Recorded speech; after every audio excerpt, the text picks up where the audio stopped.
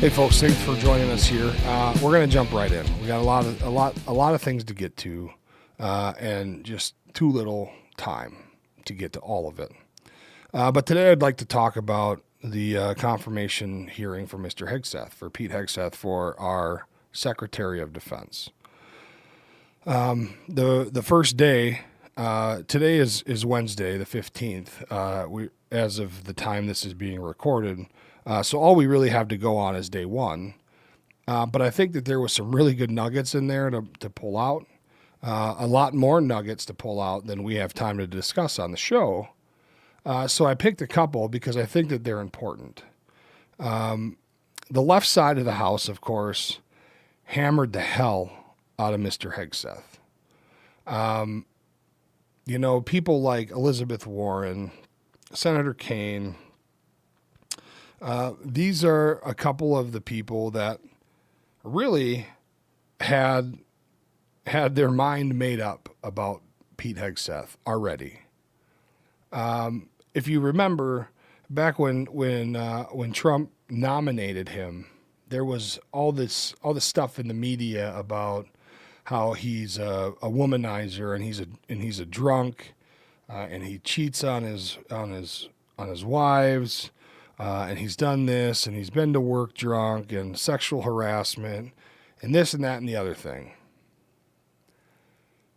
And none of those claims, not one of them, to the best of my knowledge or that I could find, has been substantiated by anybody who has come forward and provided in any evidence that any of this stuff ever happened. It was all nameless, baseless claims and accusations. But some of our politicians up on Capitol Hill are going to pass judgment, of course, on Mr. Hegseth because of these things. And I'll be the first one to say that if there was any validity to these accusations and to these stories that were put out, and there was any evidence provided, and any of it was found to be true,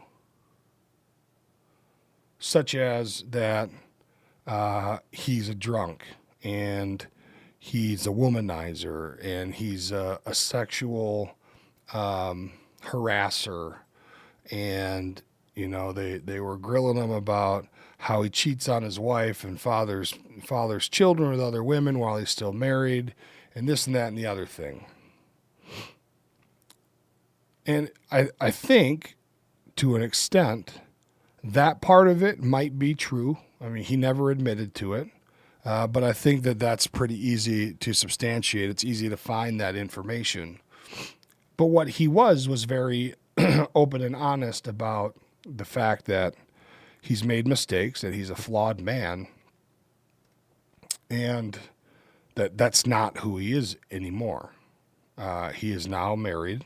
He has, between him and his current wife, they co-parent 7 children. They have a blended family, which is something I think that a lot of people in this country can get behind, right? There's a lot of blended families. My family is blended. I have stepchildren. My wife is stepmother to my son. So, I mean, we definitely know what that's like and how that works out in a family setting. But people like Elizabeth Warren, for example, had a whole lot to say about Mr. Hegseth. Man, I have a tough time with his name for whatever reason. Mr. Hegseth's stance on women in combat roles in the military. And she had some examples of things that he said from 2013 or 14 and 2017 and blah, blah, blah, blah, blah, blah. She brought up all these things and then labeled him as a guy who has lied to the American people now about what his stance on women in combat roles is. And quite frankly, I don't know that I 1,000% disagree with Mr. Hegseth's opinion on women in combat roles, because he has never said that women don't deserve to be in combat roles. His whole stance is on the standards. The standards that you have to achieve to be able to have the opportunity to be an infantryman, for example. The standard is the standard. If you cannot meet that standard, you do not get to perform that job. You don't get that title. And that is not different from any other profession that requires you to demonstrate your proficiency, your knowledge, and your ability to perform the duties in which is required of whatever job it is that you would like to perform. And so I have trouble seeing why that is an issue for anybody. When we are talking about putting young men and women into roles where they are going to sign up to make the ultimate sacrifice when and if necessary, why would we dumb down the standards for anybody? Not just women, but men too. There's men out there that can't meet the standard. They're not strong enough. They're not dedicated enough. Maybe they're just not built for it. That is a thing. But yet people like Elizabeth Warren want to smash Pete Hegseth because that's how he sees it. And I'll even go one step further, and I will say that I don't believe that women should be excluded from combat roles. I also believe that if they can meet the standard and perform with proficiency, that they should be able to partake in being in the infantry. But I think there's other things. There's other things that may come into play that make women a distraction to combat soldiers. And it has nothing to do with anything that is their fault. It has nothing to do with anything that's the fault of men either. I think that the distractions come from simply the differences between men and women. Gender roles, if you want to call it that. And I can remember when, I want to say it was around 2017-ish, maybe 16. I was an infantryman when I was in the Army. And I remember being sat down in the barracks by the battalion command sergeant major. He came into our living quarters and he said, "Hey, we're going to have a meeting or a gathering or whatever he called it, a huddle. He probably called it a huddle.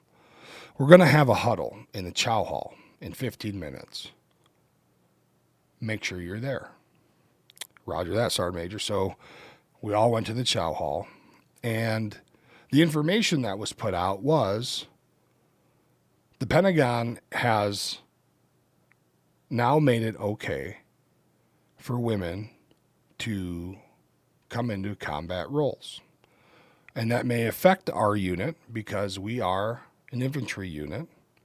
And if there are ladies in the organization that want to reclass to infantry, we may have some of them assigned to us.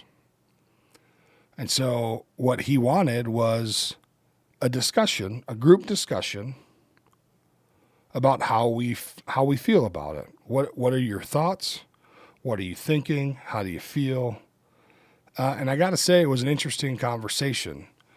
There were many guys in that huddle that I had served with for quite a while, 3 to 5 years. There were many guys in that huddle that were new to me and to many others in the unit because they had either just come from other units or they were just new in general, privates and PFCs. And some of the comments were interesting. Some of them were stupid, of course. But my thought was that it would be distracting because men inherently take care of women in traumatic circumstances. And so maybe that's the wrong answer.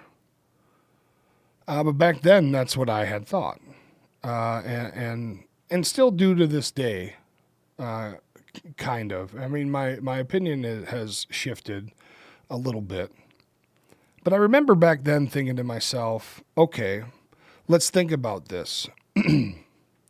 I never really saw any of the women that were on my team, in my platoon, as anything other than a sister or just one of the guys, so to speak.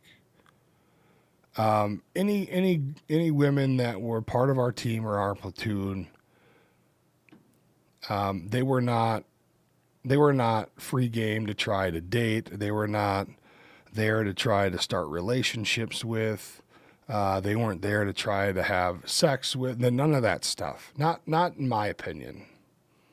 Because if we ever got called to strap on our body armor, pick up a rifle, and go fight a war,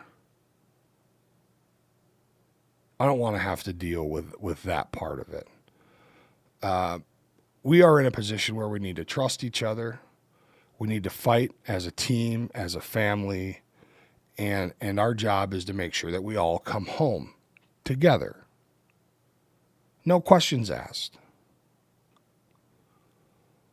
And I thought about how I would feel. I have a little sister.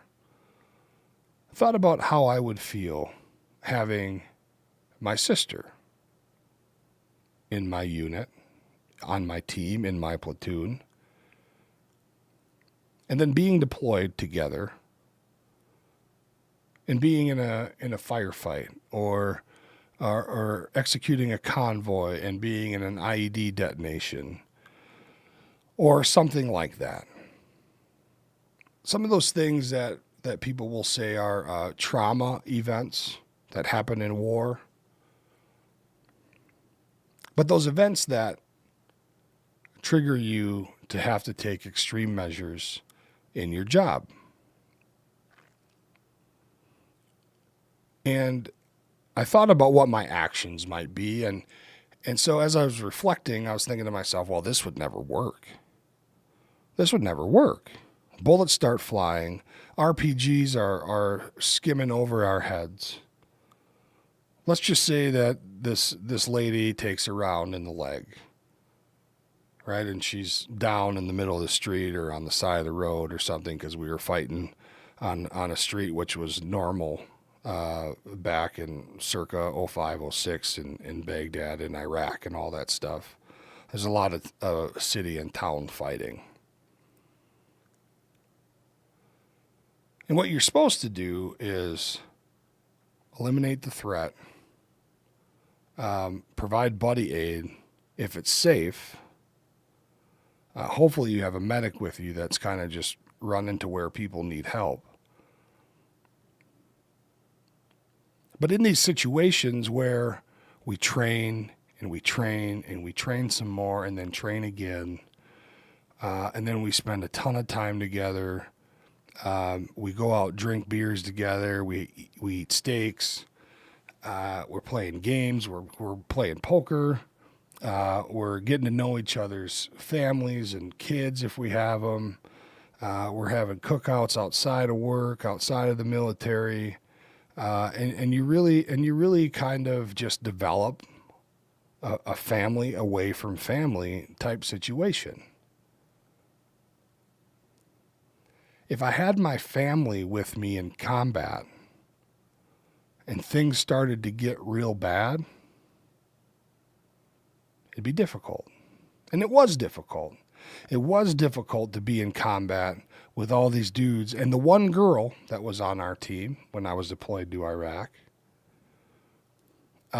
we were infantrymen, but we had a mission that wasn't infantry specific. We did logistic convoys, convoy security. 97% of our time working was escorting semi-trucks up and down the highways of Iraq, finding IEDs, taking small arm fire, watching RPGs. I'll tell you what, those dudes that we were fighting at that time, at least for us, were no good with RPGs, man. I don't know that they hit one of them. They always skipped off the road or went straight up in the air. Maybe they were old, who knows. But anyway, we had all these things going on, and it was difficult. An IED hit one of our trucks, and that truck is 1.5 miles behind you. And your mind starts to go into pure panic. Because the people that are in that truck are your family. It's this family and this team that you've created through training and through beating the shit out of each other, making fun of each other, hanging out outside of work, playing cards, going to kids' birthday parties if we had a bunch of kids in the platoon. I mean, just all kinds of stuff. Graduations, family reunions, birthday party. I mean, all kinds of things. Just so many ways that you come together and become a family. But there's no time for that. We've discussed that on the show many times. There's no time. There's no time to process. There's no time to cry. There's no time to grieve. If you know one of your battle buddies is dead, there's no time. You need to shove that down deep. And you need to continue what you're doing, because if not, you very well may be next. You don't get to respawn. You don't get to start over. When you're out, you're out. And so then I thought about, well, shit, it's already really tough. So if we're going to put girls in the mix, but we're really going to have like these thoughts and these feelings about like that challenge your moral compass. I was raised that when ladies or girls are in trouble, you help. When your sister, when your mom, any girls that are your friends, your buddy's girlfriend, your buddy's wife, whatever, if they're part of the circle, if they're part of the tribe, especially the ladies, you help. And so as I'm as I'm putting myself through this scenario and thinking about what I would do, I thought, man, well, we wouldn't be effective. We wouldn't be effective if that's how we're looking at all of this. But I don't think that people like Senator Warren gives a shit about that. And maybe, to be fair, how could she? She's never served in the military. She's been a senator. I think she was a law professor and maybe even a lawyer at one time, but I think most of her career has been being a law professor at some college and then being a senator. And a couple failed runs at being president. So then when I was watching the video of her just grilling Pete Hegseth, I'm thinking to myself, bitch, what do you know? How dare you sit on your high throne and berate this guy about his stance on women serving in combat roles when you have no idea what it's even like to be in combat. Now, again, I don't think that any of this has anything to do with acceptance of ladies in the military. I think we've all accepted that ladies are in the military, and ladies play a very big role, and they do very amazing things in the military. And they're very good at a lot of stuff. In fact, I taught some marksmanship towards the end of my career in the last unit or two I was in. And the ladies that came to my training station to get help with shooting were the easiest to train. And once they made a couple adjustments, they were the best shots on the range. They could shoot, which and if that was the only measure, they'd make great infantrymen, infantry women, infantry people, if that's what we want to call them. But the fact of the matter is that that's not the only measure. And then you get down to just the biological makeup of women versus men. And like Pete Hegseth outlined in his testimony, there's a lot of things about military service, specifically combat operations and combat roles, that remain constant all the time, that you can't change and you never will. You're never going to change the weight of weapons. You're never going to change the weight of ammo. You're never going to change the duration of time that you may be out doing whatever you're doing. You're never going to change the weight and size and stature of like a rucksack, for example. And in my day, I've seen people, not just ladies, but a couple of dudes here and there that were barely bigger than the rucksack that they had on their back. Okay, now you load this big ass backpack, you load it up with 120 pounds of shit. You need water, you need ammo, you need socks, you need, rain gear, your grenades if you have them. I mean, there's just, you need your stuff, food. And you got to carry your stuff. But see, I don't know if these are things that people like Senator Warren take into account. She saw what she thought was a contradiction in the words that Pete Hegseth spoke, his view, and what reality actually is, and pounced on him. The problem is, she has no idea what reality actually is. None at all. But I think he did a really good job. He just sat there and took it. He gave very simple answers. You know what I really liked about it was that for many months, we've heard people testifying about the border. We've heard people testifying about the Hunter Biden laptop. We've heard people testifying about the attempted assassinations on Donald Trump's life. We've heard people testifying about all kinds of things, from the FBI, the Secret Service, Homeland Security, you name it, from all different departments in the federal government. And every time that those son of a bitches are asked a question, the answer is, well, I can't comment on that. I'm not aware. Or it wasn't my job. That was Mr. or Mrs. So-and-so. So you're going to have to ask them. Or I'll have to get that information from my people, and I'll ensure to get it over to you as soon as possible.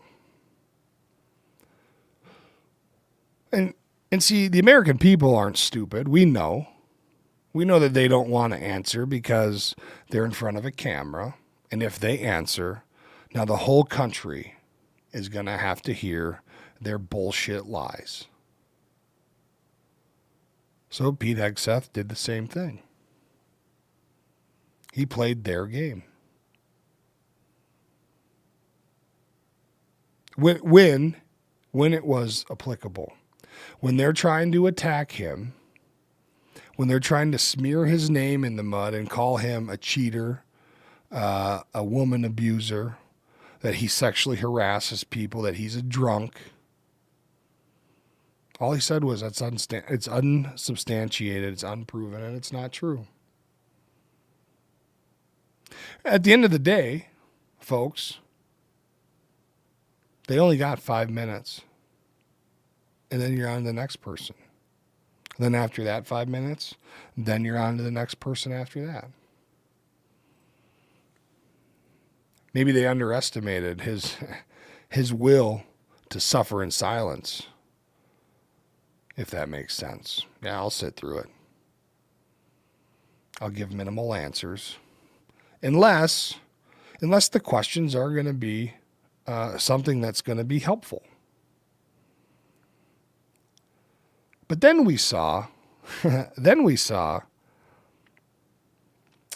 folks, the senators on the other side of the aisle, on the right, the conservative side of the aisle, and they all had good questions. They all prefaced their questions with good statements that we all know.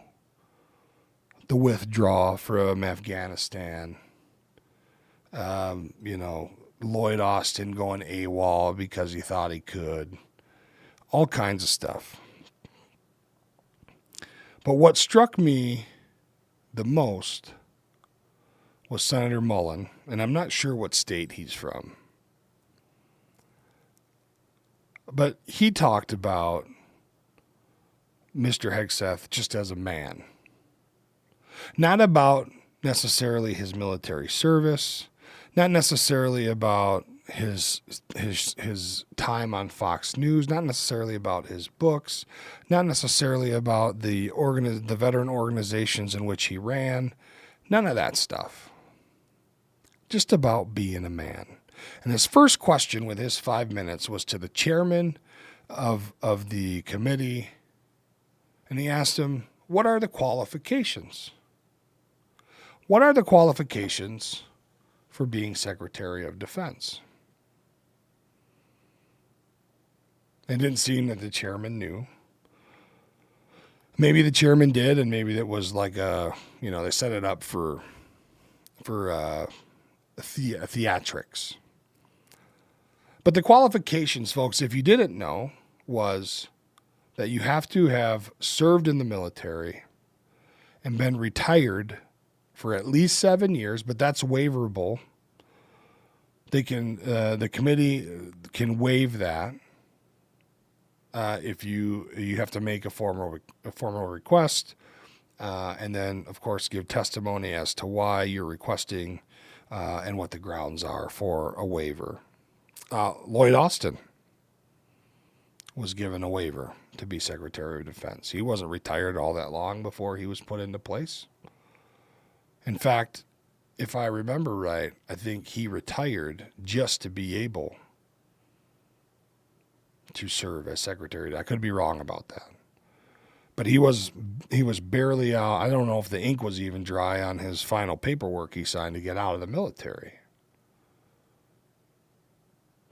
But Senator Mullen hit on the fact that all you have to do is served in the military, be retired for at least 7 years or less with a waiver, and really that's it. It's a civilian job. The Secretary of Defense, his main duty once he's in there is really to just be an advisor to the president and to carry out commander's intent. to serve at the pleasure of the President of the United States. If you've never served in the military, or maybe if you have and you don't know this, but everything that we do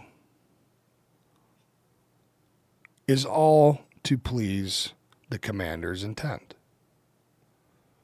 So the way it works is a mission comes down from the top, and the top is many levels above where we were at, where us regular dudes were at, hanging out, waiting for word to hear what we're supposed to be doing for the day. Whatever the mission was for that time. And so they would give us an operations order. And within that operations order, one of the biggest key elements of information that you better take out of that meeting where the operations order is put out to you is the commander's intent. So, for example, the battalion commander will get together all the unit commanders. Could be 4, could be 6, could be 5, could be however many. And he's going to tell them, okay, well, the brigade commander wants our battalion to secure the Statue of Liberty. Okay, that's a monument. That's a place everyone knows. So let's just say, for conversation's sake, that the Statue of Liberty has been overtaken by vagrants and vandals or whatever from who knows where, from some other country. And the brigade commander tells our battalion commander, I need you to take your battalion of dudes and ladies and go to the Statue of Liberty. We need to have that piece of land and that statue back no later than 96 hours from now. So get your commanders together, your company commanders, and send out the information. The first thing I need is an idea of what you need and how you plan on doing this. Right? So he gets all those guys together. He tells the battalion commanders. Then the battalion commander tells the companies. And so then the company commander comes in and he gets the first sergeant involved. And the first sergeant is the one that gets all the platoon sergeants together, which is where we come in. Now we're 3 or 4 levels removed from what the brigade commander, the full bird colonel, wants done. And so by the time it gets to our platoon sergeant, our platoon has been, the thing has been roughly planned, and our platoon has been assigned a job. So our job might be, our platoon is going to advance and secure the left foot of the Statue of Liberty. So we're gonna get on this boat, or we're gonna get on this vehicle. We're gonna move here. We're gonna do this. We're gonna take this action. If there's resistance, this is what the plan is. We're gonna do A, B, C, and D. And by the time we get to E and get finished with E, we will have secured the left foot of the Statue of Liberty, which is our job to help fulfill the commander's intent. Now, everybody from the one guy, the colonel at the top, all the way down to us regular guy hunyucks, the window lickers, the bullet fodder, the doers, the grunts, all the way down to us. Everybody knows what they're supposed to be doing. So in this scenario, President Trump is the colonel, and Pete Hegseth is the guy that is telling everyone else what to do. Because the commander told Pete Hegseth what his intent was, and his job is to make sure that it happens. That's it. So he is given all of his authority every decision that he is expected to make, all of those things are given to him by the president. So does it really matter? Does it matter if he's still in the military or a civilian? It matters that he was in the military to understand the structure, to understand the way things work and how to talk the language and how to use the systems and how to just walk the walk of a military person at a high level to be able to facilitate the completion of the commander's intent. Now, all of that may be confusing, but it's really simple. It gets lost in translation because all these titles, they seem like they're so big, and they are big, but they're not as complicated as they're all made out to be. And so once we get past this, well, these people said you're a drunk and you cheated on your wife and you had a kid with another woman before you were divorced and you weren't clear about your stance on women in the military, which is false because he always has been. I mean, there's just so many things that are baseless. And I can't help but think that this is just all a ploy yet to stop Donald Trump. To stop Donald Trump from being this existential threat to democracy that they cook up, that they talk about all the time. But in my opinion, Pete Hegseth, who is not a career politician, he's not a career, just not a career Capitol Hill person.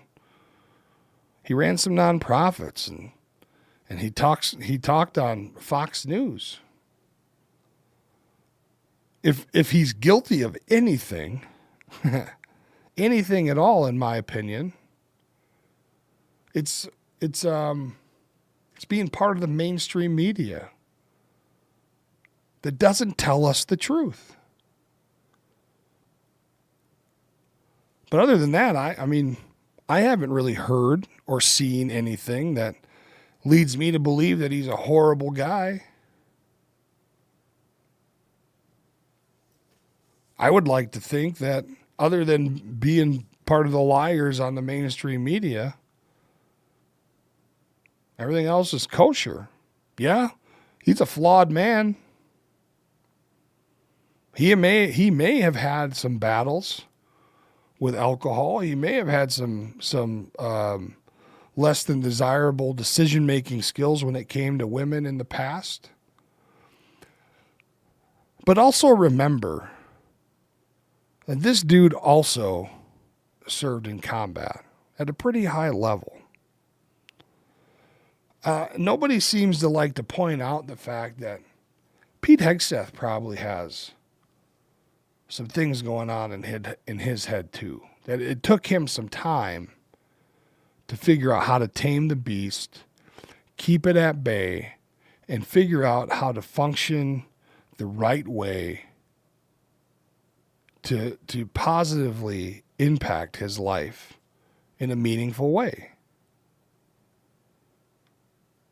I think we've talked about it multiple times here on this show.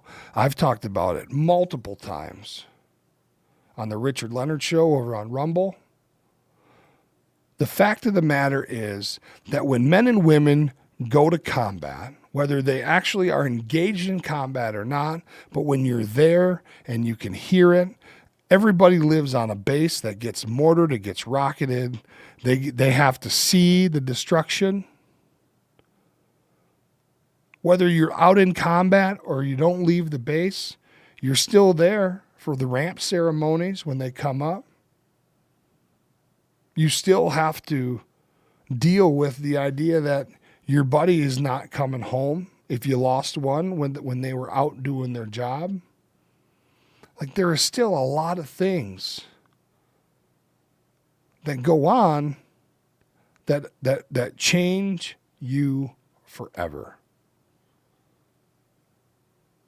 And at no time in this process has anybody ever stopped to mention that. Not that that should give him a pass if he did something illegal or if he did something that's so egregious that it's disqualifying for him to be Secretary of State, but I don't believe that he did. But let's also not forget that Pete Hegseth served in combat. He was a trigger puller.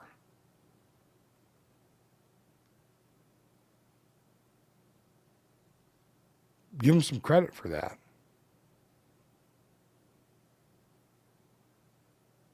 I don't know, man. I think that we fail to realize what's happening. I don't know that any of this is really about Pete Hegseth. I think a lot of it is more about whether or not Donald Trump should be our commander-in-chief. They want to further this narrative that he's an existential threat to democracy, that he is going to put us on the brink of nuclear war, and that we're all going to suffer and die with Donald Trump at the helm.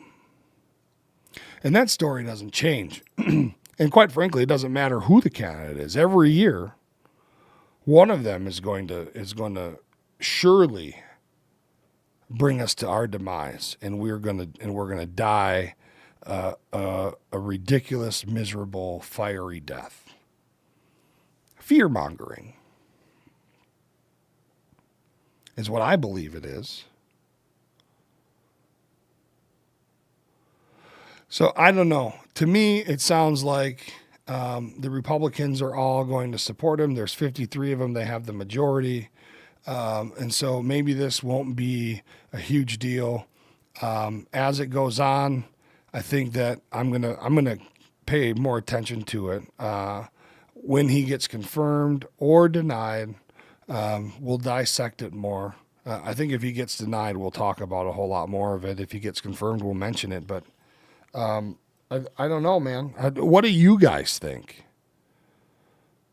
That's what I'm really interested in. Like, what are the thoughts of people that are watching all of this stuff unfold?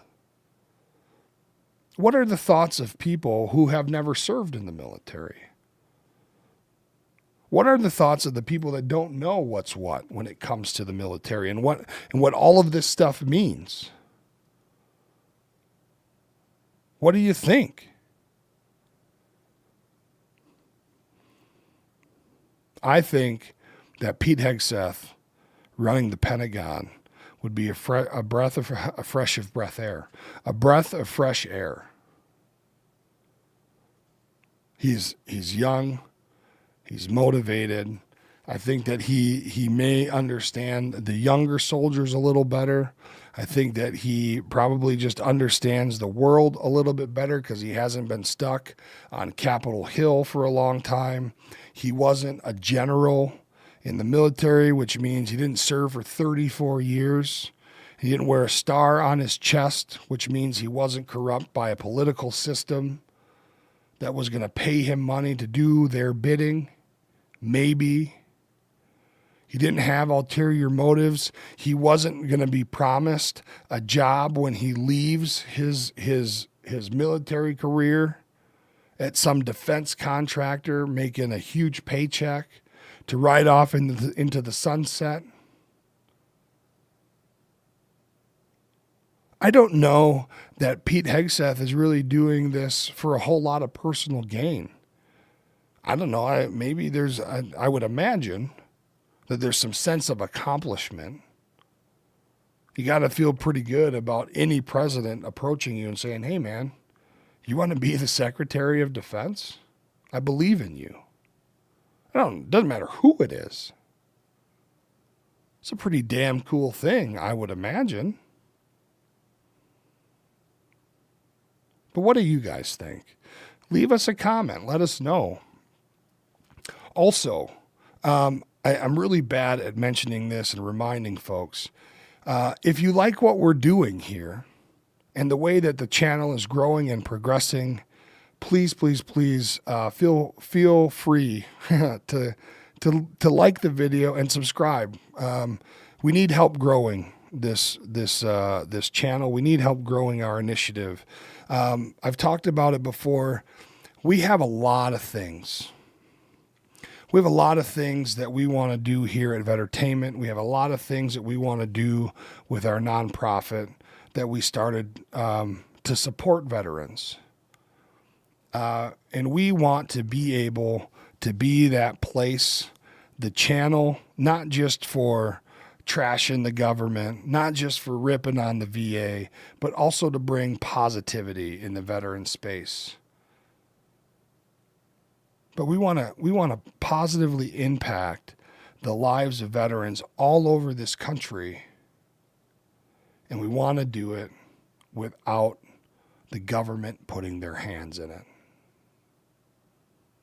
which is a huge goal of ours. That's why we created a nonprofit. There's many things that the government has been talking about doing for veterans for a long time, folks. And there has been millions and millions, and dare I say billions of dollars spent on veteran initiatives all over this land. And yet we still have homeless vets. We still have 22 a day killing themselves. We still have veterans that can't seem to get the proper medical care or coverage. And so these are the things that we want to help with. And we have the people, we have the passion, we got lawyers, we have bankers, we have financial literacy people, we have investment coaches, we have people, employment counselors, we have people to help with a lot of different things. But we gotta grow this monster. We can't do it without you. And I'm not here asking you for money. I'm asking you for subscription. Just hit subscribe. It means a whole lot more than I can explain to you. It means more than you know, unless you're a content creator that is trying to do some really positive things, and then you get it. You understand what it means to have follows and watches and clicks and likes and all that stuff all over these platforms. The words that come out of our mouths and the actions in which we are taking and continue to take and plan to take in the future, they're big ones. They're big steps, but it's needed. We got the passion. We have the desire. We have most of the know-how. I mean, I'd be lying if I said we're not learning as we go, but we have a lot of it. We have a really good base started. We just need to grow it, and you can help us with that. All we need you to do is subscribe and follow. And so with that, I won't keep you any longer. Again, thank you for joining us. We really appreciate you. Everybody here in the studio just is very grateful. So enjoy yourselves. Have a great week. Keep watching. And, leave a comment about how you feel about this. I'm really intrigued to know what other people are thinking. Thanks a lot. We'll talk to you soon. Have a great evening.